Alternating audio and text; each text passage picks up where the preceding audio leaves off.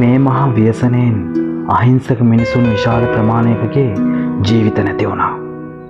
ඒ වගේම තමයි තමන් මුළු ජීවිත කාලෙම නැහිගෙන හම්බ කරපු සියල්ලක්ම දෑ ෂණයෙන් එක මොහොතකින් නැති වෙලා ගියා. දන්නවා දරා ගන්න අමාරුයි මට වුණත්. මේ මොහොතේ කරන්න පුළුවන් එකම දේ ඒ නැති වුණ ජීවිතවලට පින් අනුමෝදන් කරන එක. නැවත කිසිදු කලක මෙවන් විපතක් සිදු නොවේවා. හැබැයි ජාතියක් වශයෙන් අපි ආයමත් වැටෙනවද? තවත් වැටෙනවද? නෑ. කවදාවත් වැටෙන්න බෑ. අපි ආය පාරක් නැගිටින්න ඕන. මේ පුංචි දූපතේ අපේ මිනිසුන්ගේ ඇඟේ තියෙන්නේ යක්කලේ, සිංහලේ. ඒ නිසා ආය පාරක් නැගිටිපියව බොලව.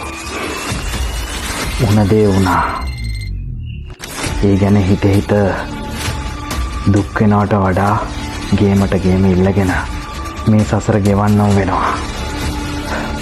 පුංචි වැහි බින්දුවකට පුළුවන් නම් ගංගා ඇලදොර නිර්මාණය කරන්න.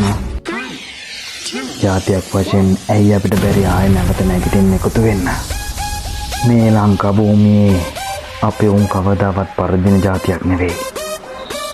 පරදිනවා කියලා හිතාගෙන ඉන්න උන් ඉන්නවා නම් ඒ උන්ට වැරදීම. අපේ උන් මාරම ගැම්මක් තියෙන උන්. සිංහල දෙමළ මුස්ලිම් මේ හැම එකාම මාරම ගැම්මක් තියෙන උන්. නැගිටිපියව බොලව. ඔව් අපි නැගිටිමු. ශ්‍රී ලංකා